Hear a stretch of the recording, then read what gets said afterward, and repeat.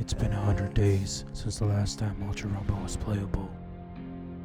The world has gone restless and lawless since the open beta test closed, and now all we have are gameplay videos. Just look for yourself. This community needs someone to bring back order. One who isn't afraid to get his hands dirty. So I am here, and I am vengeance. Ah, damn it, I fucked up! I'm not gonna talk like this for the entire video. You're insane if you think I will. I'm gonna try and make this as short as possible. Just a little quick update on what's going on with Ultra Rumble. To start off, we have the developer blog number 6. I'm not gonna go through the entire thing. I was just gonna give you straight up cliff notes for it, just like I did for my other video. If you haven't seen that, go ahead and check it out. It's somewhere in the channel. Developer blog number 6 brings us 4 new things. The first thing is battle passes. They are confirmed as of this developer blog. We will have battle passes and they will be seasonal. How long the season is, we do not know. What we do know is that we will have a free pass, so for those of you guys who don't want to put money into the game, and then there's also a paid pass for those of you guys who want to get some extra stuff. Like every other battle royale out there, there will be a free pass and there will be a paid pass. There's also going to be a special license, which sounds like it'll just be extra bonus rewards, so there's that. Along with that, there is hero crystals. We now have confirmation that there will be an in-game currency in the game. Much like V-Bucks in Fortnite, we will have hero crystals in Ultra Rumble. Now, if the conversion will be the same as if you pay like $7, I think, on Fortnite for 1,000 V-Bucks, if we'll end up paying $7 for 1,000 hero crystals, we do not know. We'll end up finding out when the game releases. But as of this developer blog, we have battle passes and hero crystals. The third thing is rental tickets. This is something that a lot of people were complaining about during the open beta test, specifically on TikTok and other platforms. They would ask, how do you unlock a character? And the simple answer was you needed a character ticket. The question that followed soon after that was, well, how do you get a character ticket? And you just had to roll for it. Instead of having that issue and having people not know how to get other characters, they're going to be giving us rental tickets so that we can end up trying out a character and be able to see if we want to play as that character. Again, it'll be a trial, so you won't have this character permanently. So make sure you use these rental tickets on one that you want to try out, and then whenever the gacha gods bless you with a character ticket, you're able to unlock that character. They also made it so that you're able to customize the character. You're not just unlocking it and that's it. You can't do anything to it. If you have other costumes, emotes, or voices for it, you're able to set it up so that when you end up unlocking it, it's already set and go. Which I believe that was actually available during the open beta test, but I mean, I don't know. The fourth thing is just confirming that there will be 2 versions of the battle pass. The hero license and the pro license. The hero license will be the free one, and then the pro license will be the one that you have to pay for with hero crystals. And then again, there's the special licenses, which is specifically linked to the way that you end up playing the game. So it goes by your pace, not by everyone else's.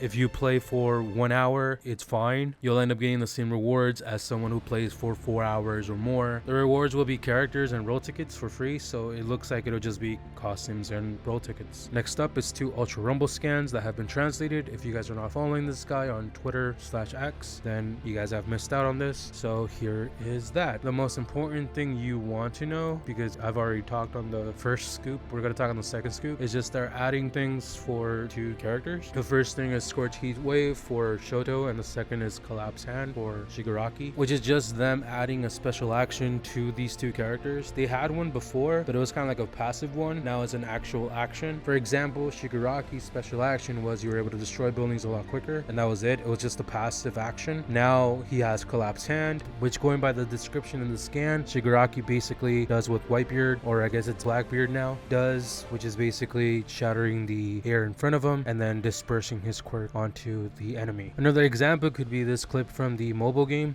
which again, he cracks the air in front of him and then damages the enemy. Except in Ultra Rumble, his defense will end up dropping. For Shoto, his special action during the open beta test was just fire. Like you shot fire in front of you like a flamethrower. Now it looks like they'll end up adding a fan-shaped range attack, which from what it looks like, it's just you causing a massive attack in front of you, sort of like his ice shield, except it's fire now. So I mean, those two things look pretty fun. We'll see when the game launches how fun they really are. Next is the second scan, which I believe is the most recent one. All we have are three things. The first thing is they are confirming hero crystals. Next is a new customization for your characters. Whenever you went plus ultra or plus chaos, you used to just have a blue aura around you. Well, now you're able to change the aura into red or any other color that's going to be available. The last thing is announcing that Ultra Rumble will be giving some extra information along with gameplay at the Tokyo Game Show. And that about does it for these scans. The next thing is me totally not being paranoid and going through SteamDB once more. And when I look through this, I end up finding some new things. The game is confirmed to be free to play. It will also have in-app purchases on Steam. So if it has it on Steam, it will most likely have it on every other platform, PlayStation, Xbox, and I think it's on Switch as well. I'm not entirely sure about the Switch, but for sure Xbox, PlayStation, and PC. It is confirmed. It will be free to play. You can tell your friends you'll be able to play it for free, download it for free, and play. You don't have to spend any money on it. However, you will be incentivized to pay real money in order to obtain hero crystals. Again, much like V-Bucks, you can pay for V-Bucks, get some extra stuff, and there you go. There will not be any advantages to getting the other stuff. It's just mainly cosmetics. But I mean, if you want to go ahead, you're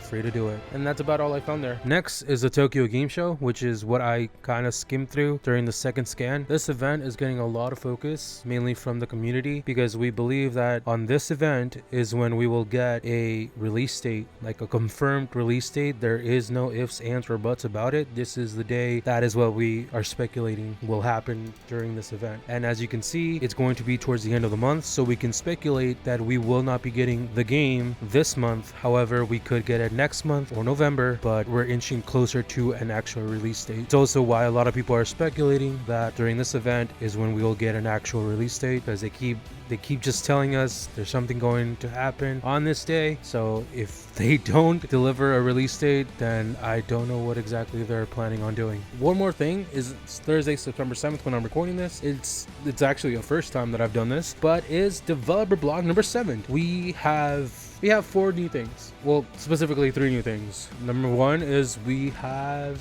the hype for Tokyo Game Show. Again, new information revealed around that time, so please stay tuned. So they are hyping up the Tokyo Game Show that's coming in 2 weeks. So we might end up getting some release date. Who knows? The next thing is playable characters. It's just them telling us about all the stuff that we kind of already knew if you played the open beta test. But for those new people, Ultra Rumble has 5 different roles: Assault, Strike, Support, Rapid, and Technical. I don't know why that one doesn't have quotations on it. That's kind of weird. But yeah, there's 5 roles. You guys get to pick which ones. Then it's them explaining how to play as Deku, specifically like what he can do, what quirk A, B, and Y do, what his special action is. You know, it's just them kind of giving like a rundown on how the character works. Along with Shigaraki, they're also giving some explanation on how his quirks work. The special action is actually introduced here. Let me check this out. In combination with this updated special action can be used device. Yeah, there's nothing that much crazy about it. So that's it.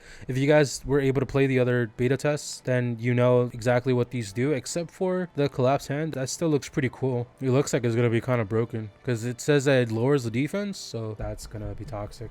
Aside from that, there's nothing new for beta testers. So again, hype for the Tokyo Game Show, roles explained, and intro to Deku and Shiggy's moves. That's all we have, or his quirks. That's all we have. That's it. If you guys like this video, go ahead and like it, subscribe, share it. If you guys are into that. If you guys aren't following me on X or Twitter X, why didn't they just call it Twitter X? That is my that's my handle. Yeah. Aside from that, peace. Later.